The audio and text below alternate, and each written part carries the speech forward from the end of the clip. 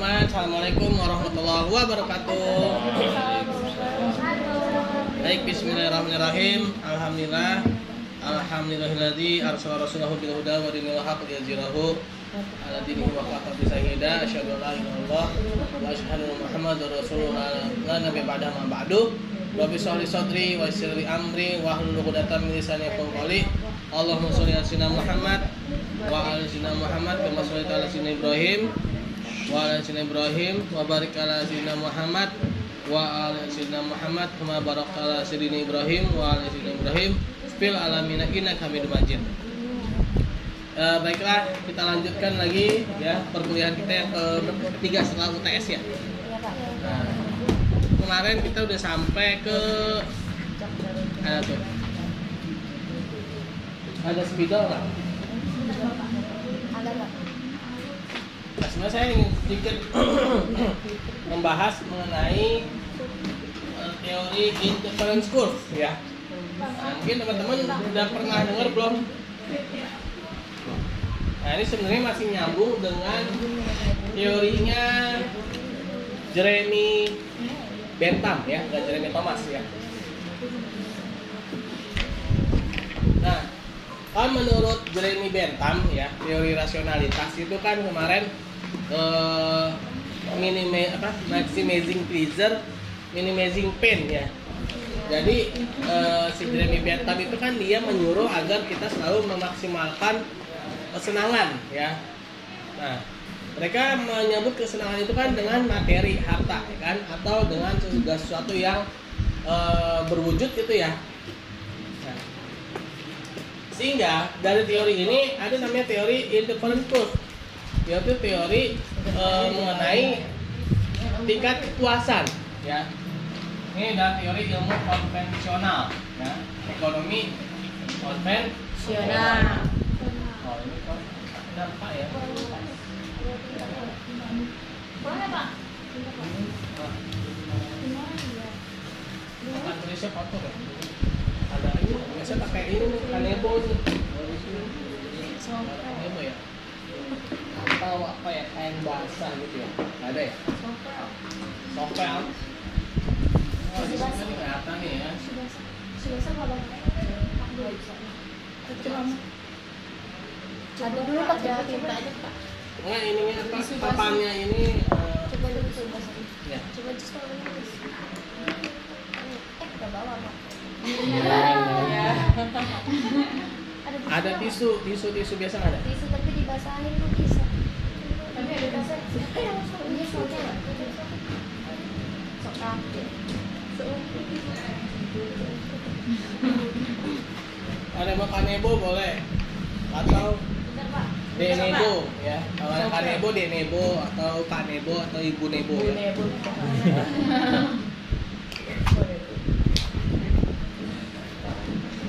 Oke.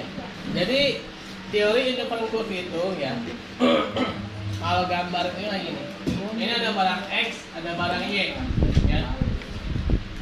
Nah, di sini dia ada tingkat konsumsi barang X dan barang Y. Kalau sini X yang 4, yang Y-nya 2. Nah,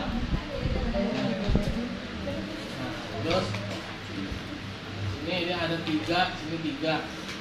Terus sini ada 2, sininya 4 ya. Sekarang begini nih ya.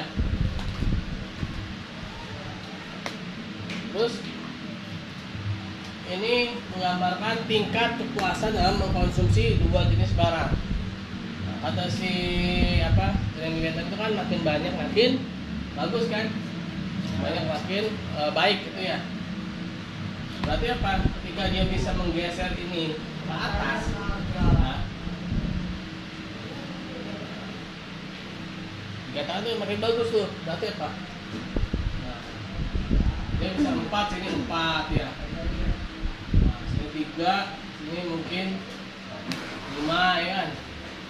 Nah, makin bergeser ke atas tuh ya, teori interference curve. Jadi dikatakan semakin banyak barang yang dikonsumsi itu dikatakan semakin bagus si Jeremy Bentham. Nah, teori ini sebenarnya bertentangan dengan teori Gosen 2 ya. atau gosen ya, berhubung gosen bukan gosen gocek kayaknya, gosen gua, yaitu yang dikenal dengan teori the law of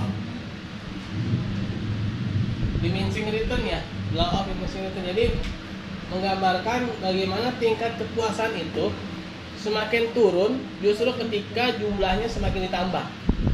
Ya. Contohnya ketika kita kemarin ya buka puasa ya kan, bulan Ramadan ya, ketika buka puasa itu kan ketika menjelang azan maghrib itu kan pasti kita luar biasa tuh laparnya, hausnya ya.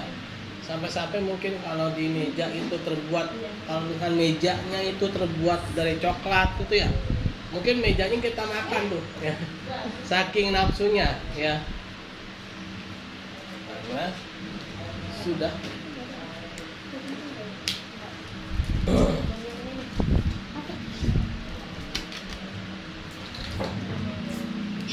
boleh silakan. Gede bener. Sponsor.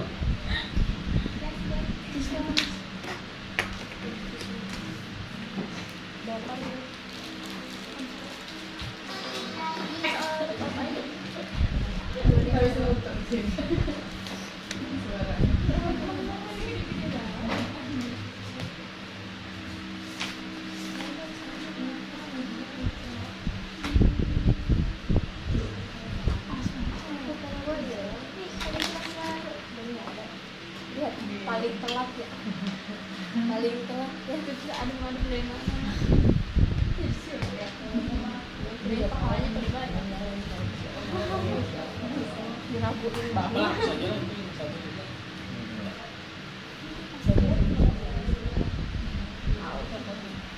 Ini sih.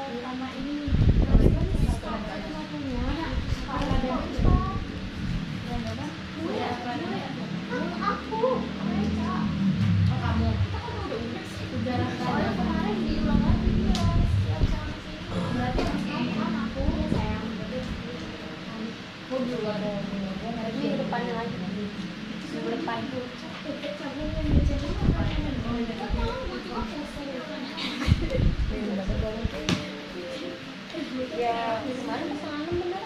Lalu gue koper nih.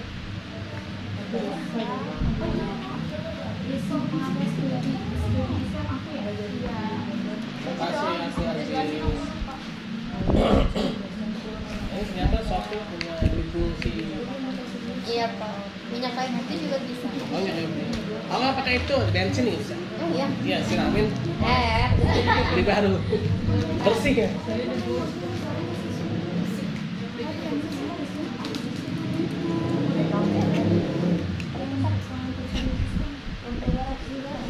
Nah ini ya.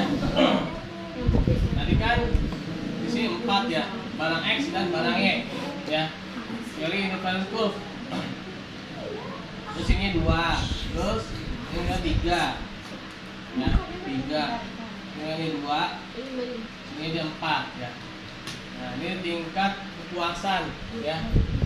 Nah kalau dinaikkan ke atas ya, dinaikkan ke atas itu semakin baik nih, berarti dia semakin banyak barang yang dikonsumsi ya. Nah menurut hukum Gaussian 2 ya, hukum Gaussian bukan Gojek ya. Gaussiannya beda ya. Ada namanya teori the law of diminishing return ya, yaitu teori kepuasan yang semakin menurun. Jadi ketika mengkonsumsi suatu barang, ketika jumlahnya sedikit, justru itu tingkat kepuasannya tinggi. Nah, contoh ketika bulan Ramadan kemarin, ya, ketika kita buka puasa, ya, ketika tegukan pertama minum teh manis, kan, itu rasanya kayak masuk surga. Rasanya tuh enak banget ya kan. Tapi kalau misalkan kita minum lagi nih, teguk lagi, masih enak, ya, tapi nggak seenak yang pertama, ya kan. Terus minum lagi nih, misalkan tambah 1 gelas gitu ya, terus tambah lagi 2 gelas, tambah lagi 3 gelas, lama-lama bukan enak malah enak ya, malah muntah ya kan. Nah artinya ketika kepuasan ya ada, itu justru ketika jumlahnya sedikit dan tidak banyak gitu ya, tidak banyak, dan ketika di awal gitu, di awal itu justru itulah yang adanya tingkat kepuasan ya. Justru semakin ditambah bukannya tambah puas, malah tambah tidak enak ya. Nah ini sesuai sekali dengan apa? Dengan Islam ya. Dalam Islam itu kan kita tidak boleh berlebih-lebihan ya. Kalau bahasa gaulnya ya, nggak boleh lebay ya kan. Nggak boleh lebay kita minum, misalkan nih minum air putih sampai 5 galon, nah, ya kan, yang ada kembung, ya, itu mungkin bisa jadi muntah, ya. Nah itu kan berlebih-lebihan. Walaupun air putih sekalipun, ketika berlebihan juga nggak bagus, ya. Nah selain the law of diminishing return ya, ada lagi satu lagi ada namanya teori budget constraint ya. Budget constraint. Nah, budget constraint itu adalah uang yang kita miliki atau budget yang kita miliki dalam mengkonsumsi barang tersebut. Nah, dalam mengkonsumsi barang tersebut, ini ada berapa jumlah barang X dan berapa jumlah barang Y yang dikonsumsi, ya. Berapa jumlah barang X dan jumlah barang Y yang konsumsi ketika kita punya dana tertentu gitu ya. Dana tertentu, maka berapa jumlah barang X dan Y yang dapat kita belanjakan. Nah itu namanya budget constraint ya. Nah kalau ini namanya indifference curve ya. Ada namanya budget constraint ya. Nah kalau kita amati ya dari teori indifference curve ini ya, maka ada kelemahannya tadi ya. Pertama, dia tidak bisa menggambarkan kenyataan gitu ya. Karena kan kenyataannya sesuatu barang ketika dikonsumsi ya, secara berlebihan bukannya tambah puas, meningkat kepuasannya, justru malah makin turun ya kan kepuasannya ya.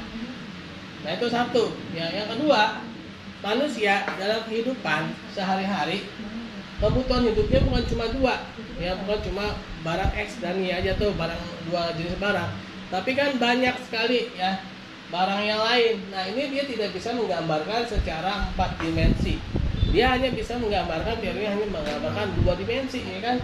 Hanya menggambarkan 2 jenis barang aja. Padahal kita dalam kehidupan sehari-hari kita banyak sekali jenis barang yang konsumsi.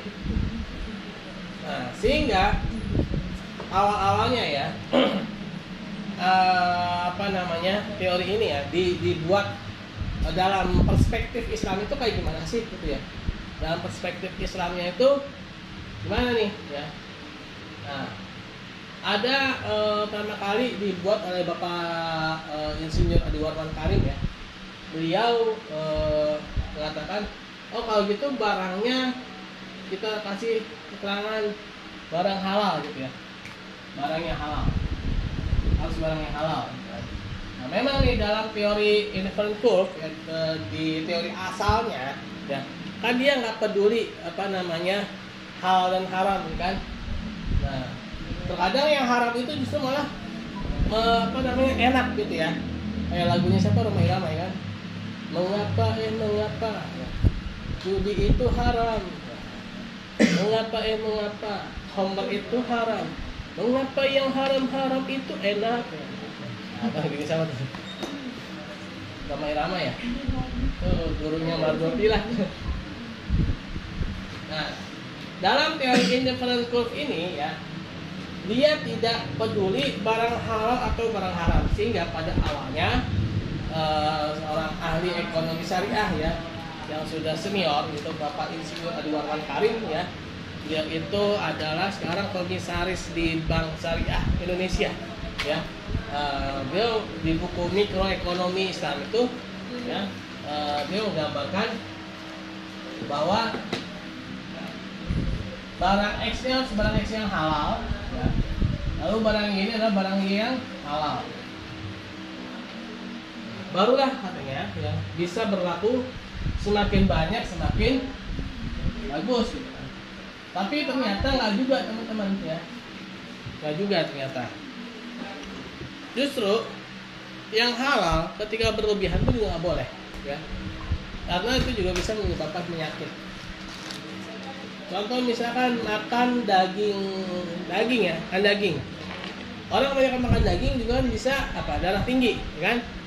Nah, jangan kan makan daging, makan tempe aja itu bisa darah tinggi. Tahu nggak? Tempe itu bisa bikin darah tinggi.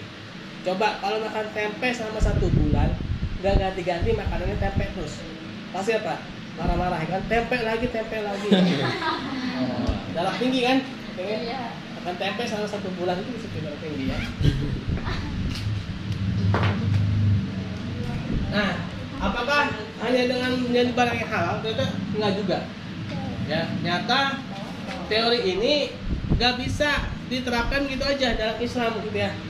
Contoh misalkan nih interest gitu ya.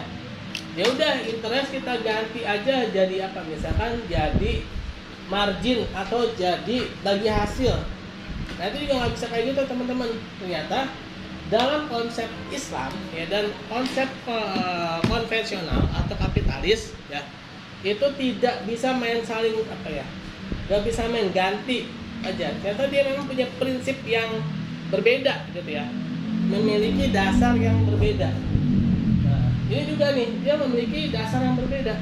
Dalam Islam ya, itu dia tidak bisa ketika dia dikonsumsi secara banyak itu bisa menjadi baik, nggak juga. Justru dalam Islam itu yang penting itu adalah berbagi, ya kan? Konsep Islam itu kan konsep kalau dibilang itu mirip-mirip sosialis, nah, tapi dia masih mengakui ya, dalam Islam itu mengakui kepemilikan individu ya. Tapi dalam kepemilikan individu itu dia ada hak orang lain ya. Nah, di dalam hak orang lain itulah dimaksimalkan ya. Nah, disitulah ada namanya kepuasan ya, kepuasan secara pribadi gitu ya, ketika dia bisa membantu banyak orang, kan? Contoh misalkan makan ya, makan dengan sekali makan harga 1 juta. Ada kan restoran yang sekali makan tuh bisa habis 1 juta rupiah. Nah, ada juga makan restoran ya, kadang 10 ribuan. Kalau misalkan nih ya, kita nih punya uang 1 juta, pilih mana nih ya? Ini dapat 1 piring ya. Ini dapat berapa? 100 piring ya. Ini kita makan sendiri. Kalau di sini kita bisa bagi-bagi seenggaknya kan 99 piring ya. 99 piring. Nah, 99 piring ini kita bagi-bagi ke orang ya. Kita kasih ke orang. Nah, dikasih itu pasti apa? Ada yang berdoa. Ada doain kita kan? Pasti doa yang bagus-bagus ya kan? Makasih Pak, Bu, semoga rezekinya tambah lancar, semoga rezekinya tambah berkah. Nah, masa iya sih ya? Dari 99 orang ini nggak ada yang terkabul doanya? Kan pasti ada, ya kan? Nah, disitulah yang namanya kepuasan, ya. Nah, justru semakin banyak kita berbagi, justru adanya kepuasan tersendiri. Ya, ada rasa ketenangan batin, ya, yang tidak bisa diukur. Itu ya. Jadi independent curve itu dia dalam Islam itu nggak bisa main ganti. Nah, barang yang halal dan haram, memang ya kalau yang halal itu kan dia bisa dikonsumsi ya kan, jumlah itu bisa lebih daripada yang haram kan. Yang haram itu kan bisa dikonsumsi ketika dia itu keadaan darurat ya. Keadaan itu darurat itu dia sampai mengancam jiwa ya, nyawa kita. Misalkan nih kita tersesat di sebuah hutan.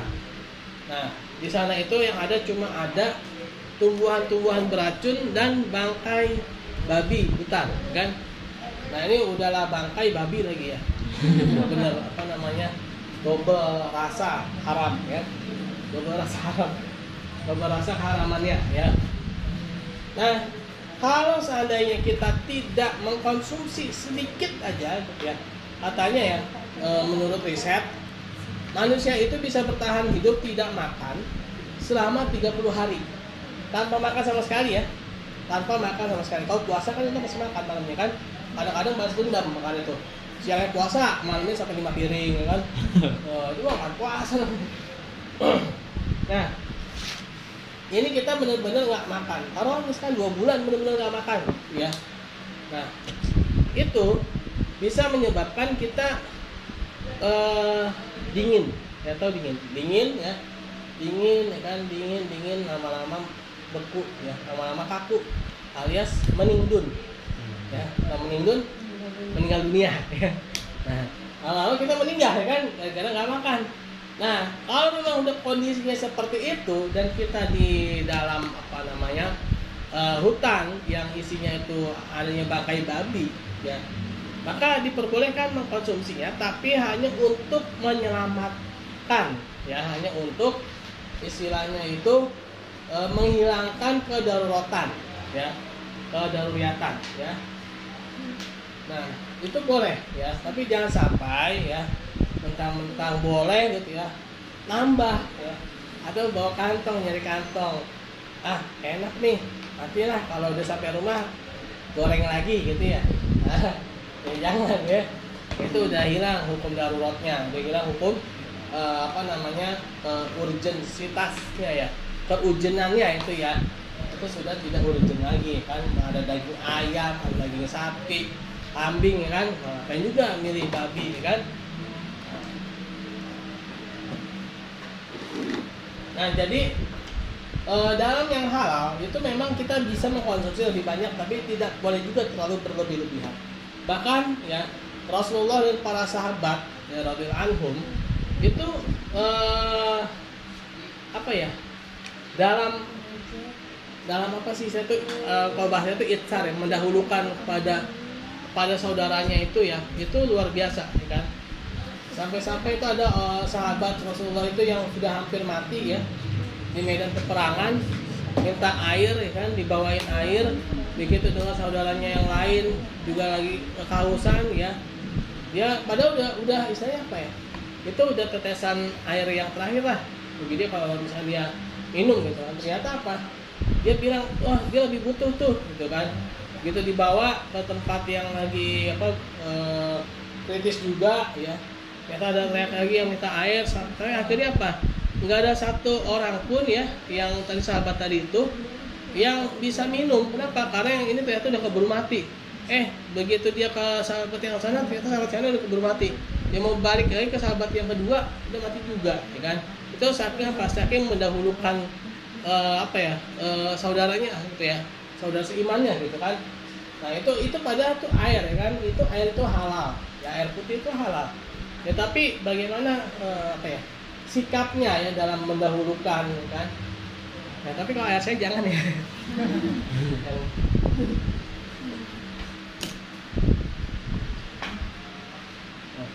Jadi ya walaupun yang halal itu boleh dikonsumsi, bukan berarti juga harus berlebihan ya. Apalagi yang haram, ya kan? Nah itu kan sekarang ada apa istilahnya apa? Ya lah Pak, yang haram aja susah gitu ya, apalagi yang halal gitu kan. Nah itu udah istilahnya itu gimana tuh? Udah mati kutu kali ya. Bilang yang haram aja susah, apalagi yang halal gitu kan. Ini nggak boleh ya seperti itu ya. Jadi tetap harus mengusahakan yang halal ya. Oke, ini tentang indifferent curve.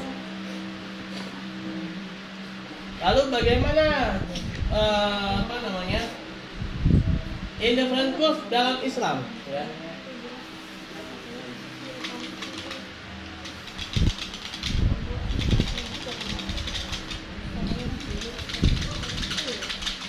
Tisu kali ya? Tisu nggak? Ini hapusannya juga kering, kayaknya udah. Apakah ini kan rusak ya? Boras-boras.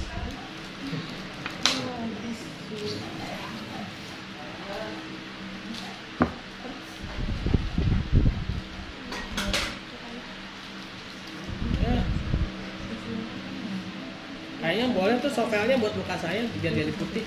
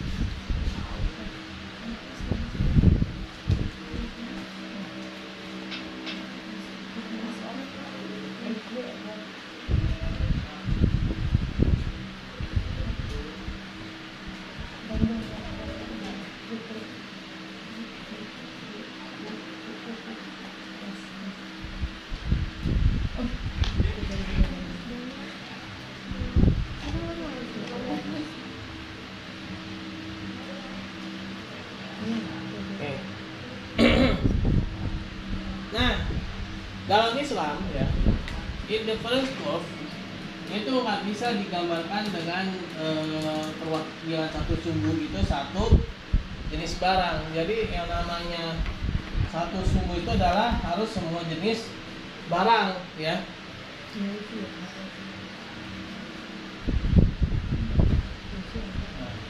Ini kuantitas ya. Ini adalah semua semua jenis barang ya. Ini X juga semua barang ya, barang yang halal ya pastinya ya. sini ada penghasilan kita ya. Nah, penghasilan. Jadi yang menjadi indifferent curve ini ya adalah infak sedekah ya, zakat infak sedekah. Yang menjadi indifferent curve itu adalah ZIS ya, zakat infak sedekah, atau mungkin sekalian wakaf lah ya, ZISWAP.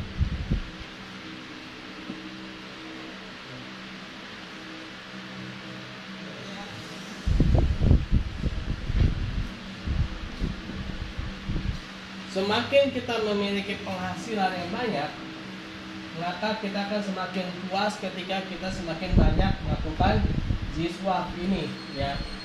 ZISWAP-nya meningkat. Nah, inilah yang saling-salingnya tuh ya. Jadi kita akan bahagia ketika melihat orang lain tersenyum. Jadi kebahagiaan kita itu terletak pada kebahagiaan orang lain ya, bukan pada diri kita ya. Nah, kenapa sih ada teori ekonomi konvensional atau kapitalis yang mementingkan individu gitu ya? Saya udah pernah cerita belum latar belakang lahirnya teori ekonomi kapitalis ya. Itu tidak jauh beda dengan lahirnya teori ilmu biologi, ilmu dan ilmu-ilmu yang lain gitu ya, yang dilahirkan di barat ya, atau istilahnya itu ya peradaban barat lah ya. Kenapa? Mereka ya adalah orang-orang ya, yang memiliki trauma terhadap apa? Terhadap agama mereka ya. Kenapa mereka trauma terhadap agama mereka? Karena ketika para agamawan mereka berkuasa, mereka terutama cendekiawannya merasa dikungkung ya, merasa di pokoknya dikurung lah ya, sehingga mereka merasa nggak bebas gitu. Mereka merasa tidak bebas dan akhirnya mereka terjadi yang namanya masa-masa kegelapan ya, masa-masa kegelapan. Nah, ketika di mereka masa kegelapan, di masa itulah Islam itu masa-masa golden ya, masa-masa kemasan ya. Nah, pada masa-masa kemasan itu ya, ketika mereka dalam masa kegelapan karena mereka itu dikungkung ya oleh kebijakan yang dengan mohon maaf ya, atas nama agama itu ya, sehingga mereka menjadi orang-orang yang istilahnya itu kalau dibilang itu ya kayak ibarat sapi itu kayak udah dicocok hidungnya lah ya gitu ya, mau ditarik mana aja nurut gitu kan. Tapi ada sebagian dari mereka yang masih kritis kan, yang masih istilah itu nggak boleh nih kayak gini nih gitu kan. Tapi di balik kritis mereka itu ternyata mereka dikuasai oleh amarah ya, marah. Tapi yang akhirnya berdampak justru menjadi orang-orang yang anti terhadap agama, benar anti terhadap agama. Sehingga ketika mereka ini menjadi ilmuwan ya, mereka menjadi ilmuwan yang anti terhadap agama. Yang di ekonomi menjadi ilmuwan ekonomi yang anti akan agama. Mereka membuat konsep, buat pemikiran seolah-olah Tuhan itu nggak ada ya, mulai dari permasalahan ekonomi, mulai dari prinsip ekonomi ya, sampai ke teori-teorinya si Jeremy Bentham ya kan, terus Adam Smith, Edward Edgeworth ya kan, semuanya itu teori-teorinya adalah teori-teori yang mengatasnamakan kapitalis ya kan, kepentingan pribadi, individualis ya. Mereka jadi gini, ngapain sih berbagi, toh juga Tuhan misalnya apa ya, Tuhan kan nggak ada, ngapain juga, mendingan udahlah pikirin diri masing-masing aja gitu ya. Suatu nggak usah pikirin orang lain gitu kan, toh juga nanti kalau mikirin orang lain belum tentu bisa dipikirin, atau mungkin ya nggak ada balasannya ya kan. Kita kan habis meninggal di dunia ini udah selesai gitu kan. Ketika kita yang mendingan kita jadi orang kaya aja di dunia gitu kan, mau caranya apapun juga gitu ya, mau caranya menghalalkan segala cara, yang penting jadi orang kaya gitu kan. Jadi orang kaya gimana ya? Banyak caranya ya, baik yang positif maupun yang negatif. Nah itu kan konsepnya seperti itu jadinya ya. Nah itulah karena memang mereka terbelakangnya seperti itu ya. Nah kita sebagai umat Islam ya berbeda seharusnya. Kita ini hidup bukan hanya di dunia tapi nanti ada pertanggungjawaban di alam kubur. Nah, nanti ada hari berbangkit, ya kan? Nanti lagi ada yang namanya hari Yaumul Mizan, ya kan? Lalu Yaumul Mizan nanti melewati apa? Shiratal Mustaqim, ya. Nah, habis itu barulah kita apa? Masuk surga. Nah, ketika sudah masuk surga apa? Ingin berjumpa dengan Allah Subhanahu wa taala. Kan tujuan kita di situ, kan? Bukan cuma di dunia aja. Nah, kita ini melakukan aktivitas ekonomi, ini tujuannya tidak bukan untuk bisa jumpa dengan Allah Subhanahu wa taala, bukan hanya untuk mencari harta, ya, bukan hanya untuk mencari kedudukan, bukan hanya untuk mencari kekayaan, ya kan? Nah, kalau istilah itu apa? Harta tahta tidak punya, ya. Harta tahta ya. Nah, jadi disitulah yang menjadi perbedaan, konsep ekonomi kapitalis dengan ekonomi Islam, ya. Jadi dalam ekonomi kapitalis memang tujuannya cuma di dunia, ya, sebagaimana kisahnya Utsman bin Affan radhiyallahu anhu ketika membeli sumur rumah, ya kan.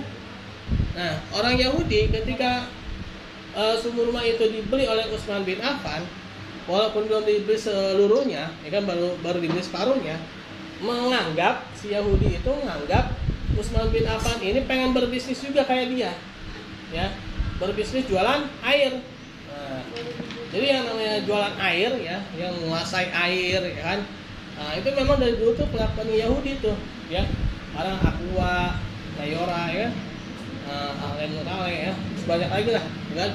Nah, dari dulu tuh emang kelakuan Yahudi tuh kayak gitu, ya. Jadi menguasai aset-aset yang menyangkut hajat hidup orang banyak, ya.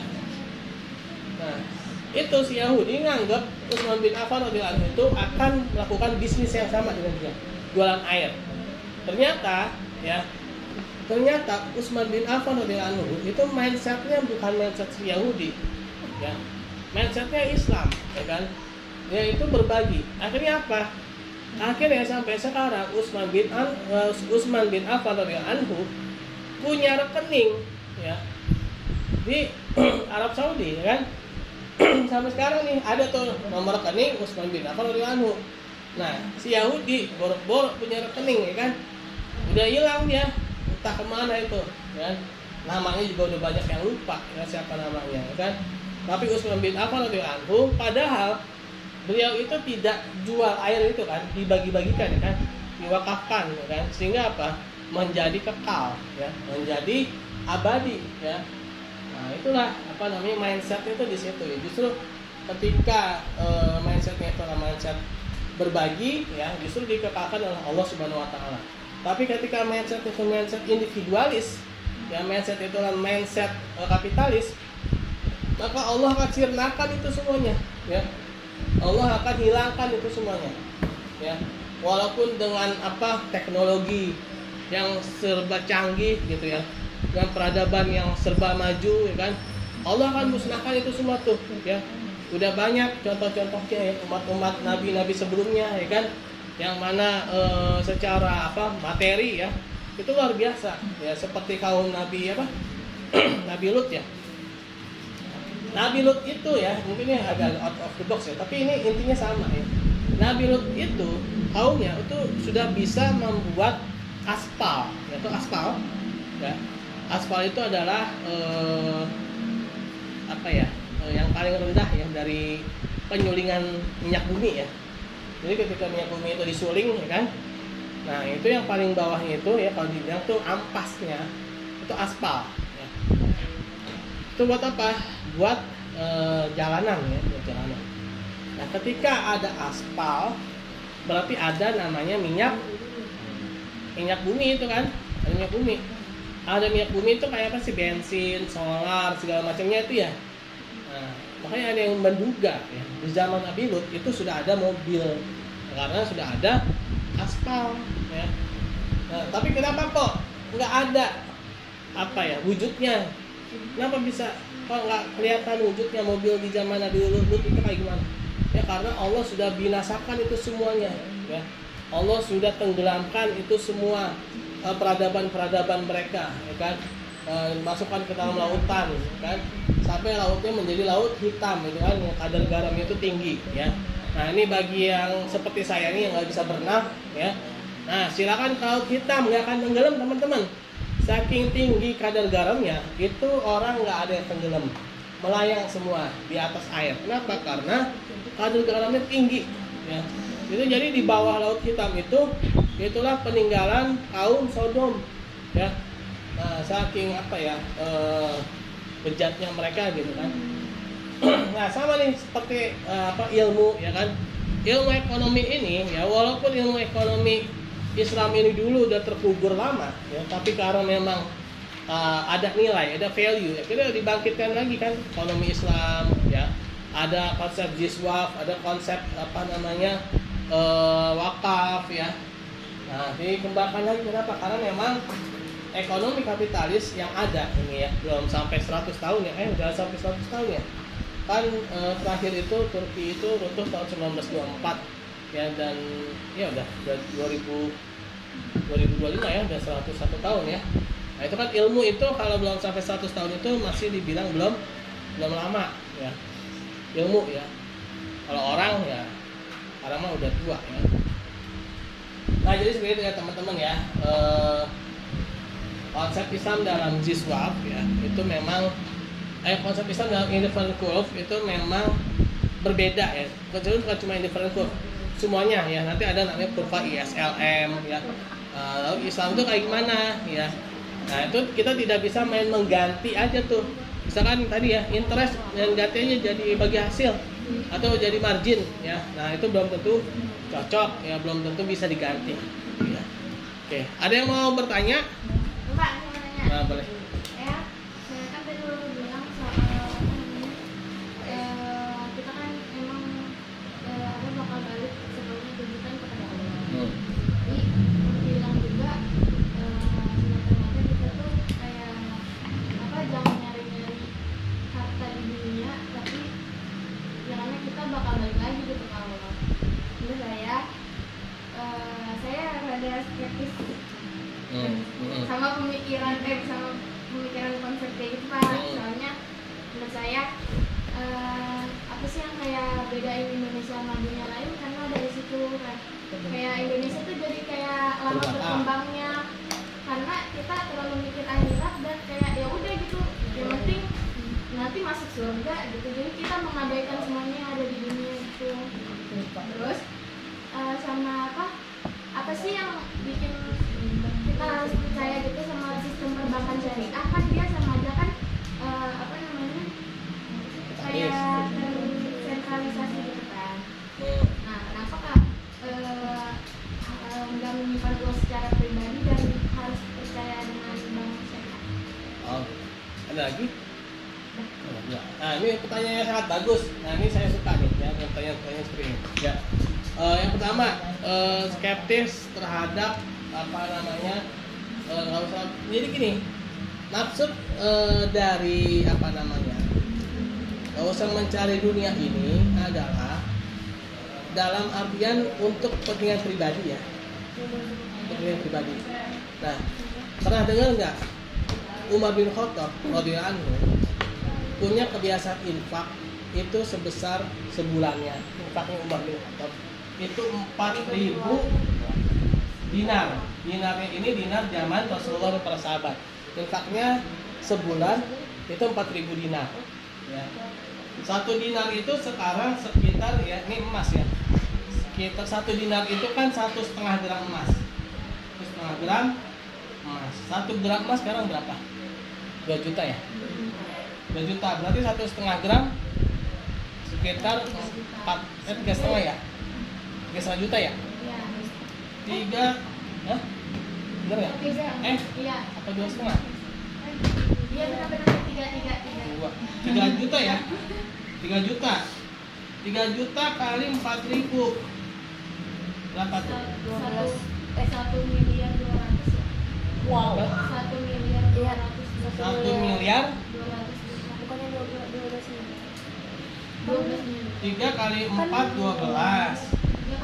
Nah, terus juta kan 1, 2, 3. Tambah lagi 1, 2, 3, 4, 12. 12 miliar. 12 miliar. Ini infaknya Umar bin Khattab selama sebulan. Ya. Orang yang bisa infak segini dibilang orang kaya atau orang miskin? Orang kaya, ya. Nah, jadi yang dimaksud tadi itu sebenarnya bukan mengajak kita jadi miskin, bukan. Justru maksudnya kita kalau memang itu jangan dijadikan sebagai apa?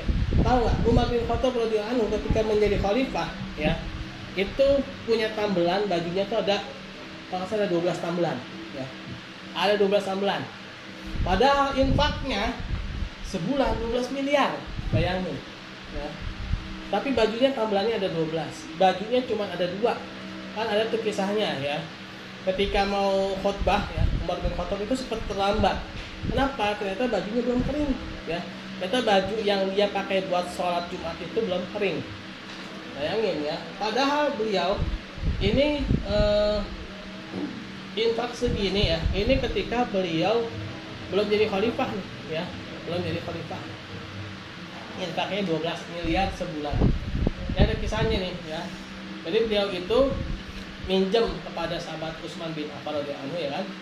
Ketika minjem pada sahabatnya dikasih tuh, ya.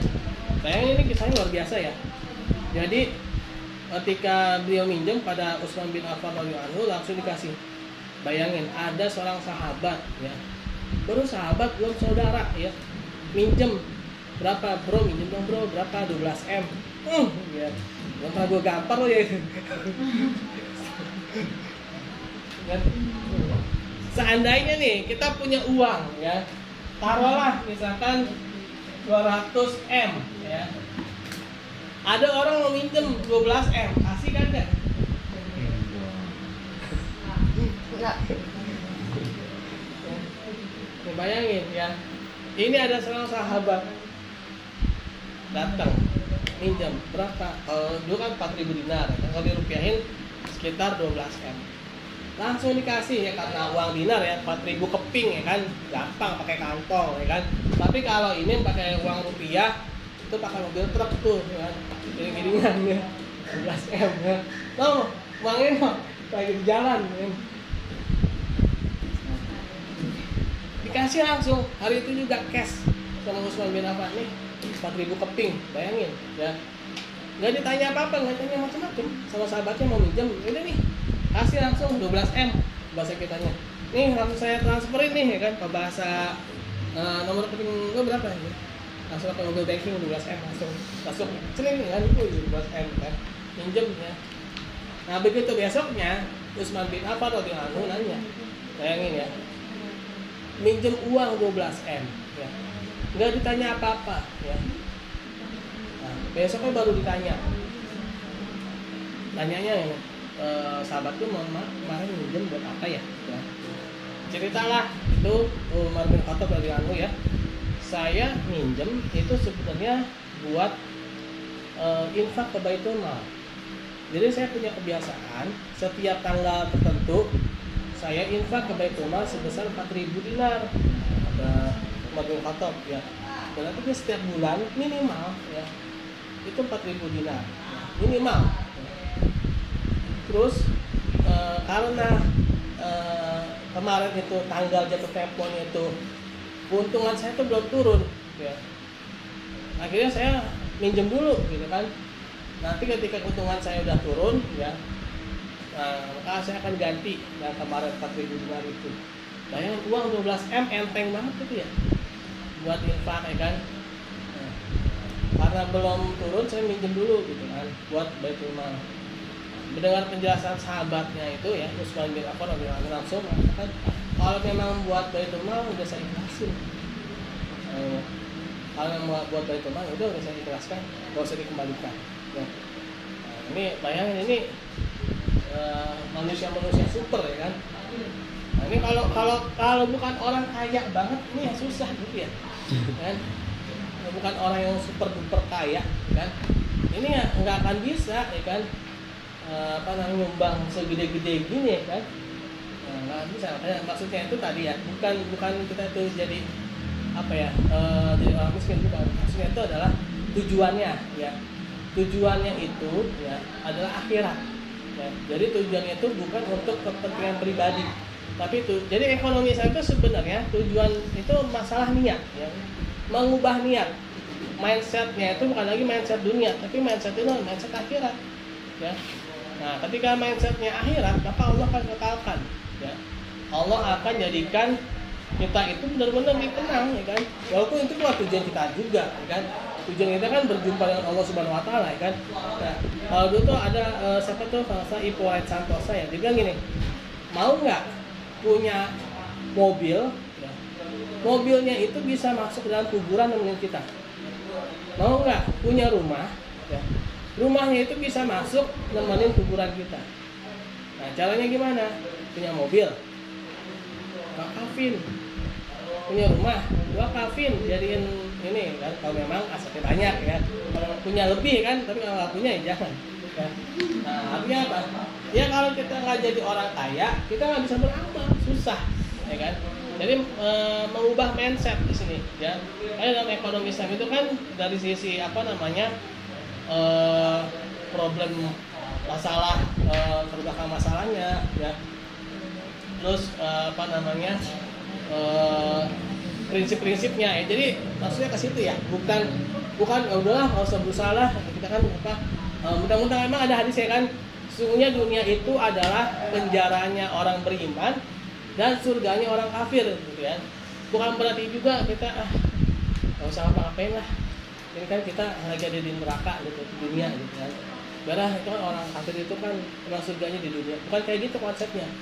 Malah pernah ada kejadian di zaman Umar bin Khattab, ya. Umar bin Khattab lagi jalan nih, ya, lagi jalan, ketemu sama orang tua, tapi dia kafir, ya. Si orang tua itu dia bilang, nggak adil wahai Umar, kenapa? Saya orang kafir, tapi saya miskin, ya. Kan katanya dunia itu adalah penjaranya orang beriman dan surganya orang kafir. Kenapa saya di dunia ini aja udah kayak bukan di surga gitu kan? Nah, kata Umar bin Khattab, ya itulah surganya ya seperti itu gitu kan. Surganya ya seperti itu. Kalau penjaranya itu adalah seperti saya gitu kan. Maksudnya saya ini walaupun jadi khalifah, ya saya itu nggak bisa berbuat seenaknya gitu kan. Saya harus apa namanya memikirkan orang lain. Nah, itulah penjaranya saya. Nah, surganya Anda ketika Anda miskin kan, Anda masih bisa berlaku sewenang-wenang kan. Nah, jadi maksudnya itu bukan apa ya? Bukan mindset itu bukan udahlah jadi orang miskin aja di dunia, bukan begitu ya. Nah, tapi justru ya kita harus berusaha semaksimal mungkin ya, harus bisa apa ya, memberikan sesuatu yang terbaik gitu ya. Walaupun mungkin posisi kita bukan posisi yang apa ya? Posisi yang baik gitu ya. Posisi bukan posisi yang baik, tapi ya Allah akan melihat apa namanya pekerjaan kita ya. Doing the best your passion ya. Your passion ya. Nah, bahasa ya. Benar nggak? Nah, itu satu ya. Nah, yang kedua, kenapa kok kita harus naruh ke bank syariah atau sebenarnya sih menginvestasikan? Kenapa nggak taruh aja di rumah gitu ya? Simpen aja di rumah. Kalau misalkan nih ada yang mau apa namanya berbisnis sama kita, langsung aja berbisnis gitu kan, nggak usah pakai bank ya. Nah, kenapa? Karena kalau kita simpen ya, kalau kita simpen taruh di bawah bantal, uang itu akan mengendap ya. Jadi uang itu ibaratnya seperti darah ya. Darah kalau dia ngendap jadi penyakit ya. Kenapa ada bagian tubuh kita yang suka kesemutan? Itu bukan karena ada semut di dalamnya ya, tapi ada darah yang tidak ngalir ke situ sehingga kesemutan. Nah, kalau semakin lama semakin nggak ngalir ke situ, lama-lama bisa diamputasi ya. Lama-lama bisa dipotong karena bisa membusuk ya. Nah, ketika kita menyimpan uang kita itu di rumah saja, disimpan di bawah bantal, nah itu juga bisa menyebabkan ya, ibaratnya itu seperti darah tadi itu ngendep hanya di tempat kita. Akhirnya apa? Jadi penyakit ya. Jadi dia tidak tersalurkan kepada yang lain ya. Nah, justru dalam ekonomi Islam ya, dalam ekonomi Islam uang itu harus berputar ya. Nah, bank syariah ini dia hanya sebagai fasilitator ya. Kenapa harus lewat bank syariah? Dia fasilitator yang bisa mengarah kepada ke sektor-sektor industri yang memang halal ya kan. Terus yang kedua, lebih aman ya dibandingkan ketika kita langsung kepada orangnya ya. Kalau misalkan nih ada orang nih bilang ke kita mau minjem buat usaha investasi segala macam gitu kan, dapat keuntungan 50%. Nah, kita tertarik tuh, kasih tuh uang kita kan, nih bulan pertama dia bener tuh balikin ya kan, sekian. Begitu bulan kedua, ketiga, keempat seterusnya orangnya hilang. Terus kita mau cari dia, nggak ketemu. Nah, siapa yang mau tanggung jawab? Kan nggak bisa, ya kan? Tapi kalau lewat bank, nah bank itu dia punya sistem. Ya.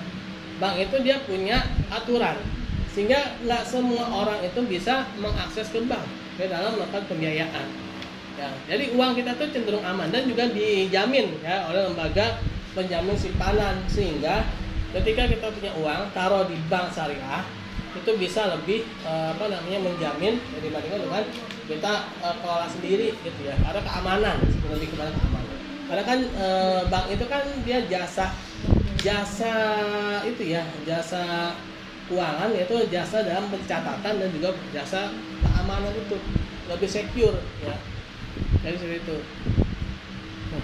Saya juga masih ini sih Pak, kayak nemu banyak quotes gitu kayak dari Henry Ford bilang, untungnya masyarakat tidak mengerti tentang konsep perbankan dan sistem moneter, karena kalau mereka mengerti, saya percaya akan ada revolusi lagi. Soalnya terus banget juga sih, maksudnya kan perbankan itu sesuatu hal yang tanpa sengaja itu kita percayai. Tapi perbankan juga kan tersentralisasi, dan pasti walaupun perbankan syariah kan pasti ada otoritasnya kan. Ya terus saya juga kayak masih kayak bingung gitu kan Bapak, sama terus pernah ada yang bilang juga kayak gini, you control the food supply, control the people, control the energy, can control the world, you control money, can control the world. Makanya kayak dari awal perbankan itu dibikin sama Federal Reserve itu, saya kayak itu maksudnya kayak rada gimana gitu, kayak punya pemikiran sendiri, gitu ya kok gitu ya. Ya benar. Masih kayak banyak pertanyaan gitu kan. Benar. Jadi apa yang kamu ucapkan itu benar 100%. Dan itu sudah dibahas ketika ini bedah bukunya Pak Dr. Ahmad Riawan Amin, The Satanic Finance, ya, sistem keuangan setan. Ya. Jadi memang secara global ya, tadi itu ya Federal Reserve gitu ya, itu memang lembaga yang mengendalikan dunia ya, secara keuangan, secara uang, ya kan. Ya mungkin kalau kita bawa isu-isu ke isu-isu yang lain kayak isu Palestina ya kan, kenapa kok bisa seperti itu ya, karena ya mereka sudah menggenggam dunia itu udah digenggam mereka. Caranya gimana? Mereka membuat uang itu ya kan, jadi mereka itu mencetak uang dan nanti akan ada puncaknya ya. Puncaknya itu ada hadisnya dalam sebuah hadis Rasulullah SAW itu bersabda, nanti di akhir zaman ya, di akhir zaman uang-uang kertas kalian itu nggak akan berlaku lagi, akan berserakan seperti kertas-kertas yang berserakan di pinggiran jalan. Nah ini mungkin ya, orang ini memang masih uang itu buka kertas ya kan. Sekarang kan makin banyak derivatifnya kan. Uang itu kan juga sebenarnya banyak ya tipenya. Ada M0 ya kan, ada M1, ada M2, ada M3 ya kan, sampai M berapa gitu ya. Nah M0 itu misalkan uang uang kartal ya, uang kartal kan, plus uang giral ya. Itu uang yang bisa digunakan secara langsung ya. Nah M1 itu nanti ada namanya tambahan itu tabungan ya kan, M0 tambah tabungan tambah deposito, terus ini M1 tambah lagi apa gitu kan, nanti ini M2 tambah apa. Ini artinya apa? Makin banyak uang yang beredar ya, uang yang beredar itu makin banyak. Nah ketika uang yang beredar itu makin banyak tapi barang dan jasanya itu semakin sedikit ya, maka nilai uangnya akan semakin anjlok, ya. Makanya sekarang ini, ya, kenapa kalau kita pegang uang kok rasanya cepet banget habis, ya? Karena memang nilai uangnya itu sudah anjlok, ya. Itu di dalam Quran surat apa? Ar-Rum ayat 39, ya, bukan ya? Ar-Rum ayat 39.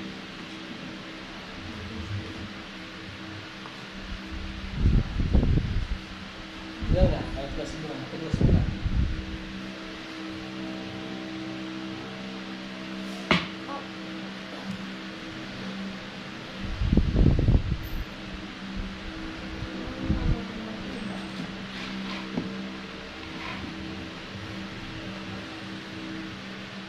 Riba yang kamu sangkakan menambah harta kamu, enggak. Riba yang kamu sangka menambah harta kamu, sebenarnya itu tidak menambah apapun di sisi Allah. Kan? Nah, itu kan.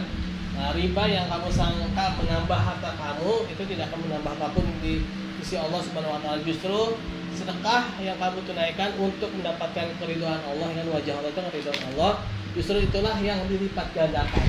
Ya. Nah, riba, ya. Riba itu ya ini, dia menyebabkan bertambahnya jumlah uang yang beredar. Ya, dengan adanya riba ini maka muncullah sistem-sistem keuangan ini, ya, ada M1, M2 sampai, dan bahkan Amerika sendiri, ya, itu kalau nggak salah dulu tuh saya itu kan sering nyari yang kontroversial, ya, kayak apa namanya, teori apa tuh, flat earth, bumi datar, ya kan. Tapi saya nyarinya itu yang tentang ekonominya, ya, tentang ekonominya. Nah, itu ada kajian yang menarik tadi itu, yang tadi kamu bilang itu, ya, bahwa bank itu dia memang kalau dibilang itu penjahat keuangan, ya. Bank itu kenapa? Karena dia bisa melipat gandakan uang, ya. Secara pencatatannya aja, katanya, bank itu bisa menjadikan uang itu bertambah 2 kali lebih banyak dibandingkan dengan yang ada, ya. Dan namanya yang ada. Nah, kenapa? Karena kan itu sistem, ya, sistem.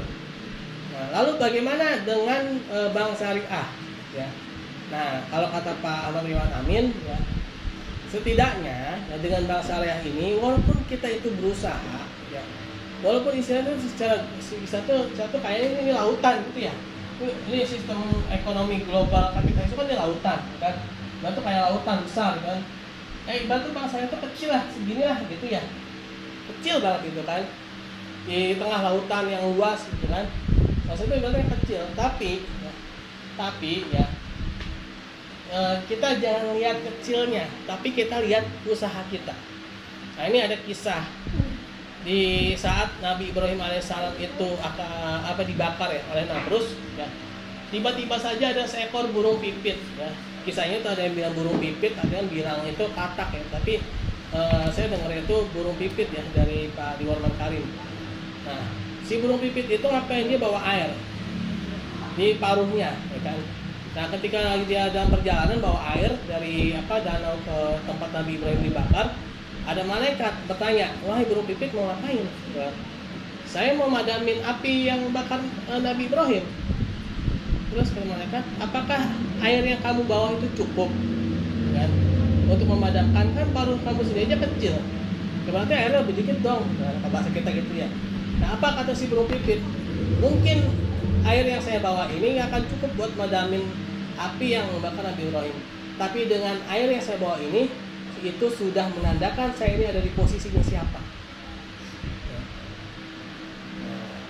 Artinya, ya, walaupun kita itu, ya, ibarat kayak burung pipit gitu, ya, walaupun kita ini cuma bawa airnya itu cuma sedikit gitu, tapi dengan usaha kita yang sedikit ini, ya, yang dibandingkan dengan lautan global ribawi yang mengglobal ini, setidaknya itu kita menandakan posisi kita itu ada di siapa, gitu, ya. Kita jangan pesimis lah, udah skeptis lah, gitu kan. Itu mah udah raksasa lah, udah 9 naga lah, ya kan, bukan cacing lagi, udah jadi naga beneran, gitu, ya. Nah, tapi tetap, ya, kita harus tetap berusaha, itu kita ada di posisinya siapa.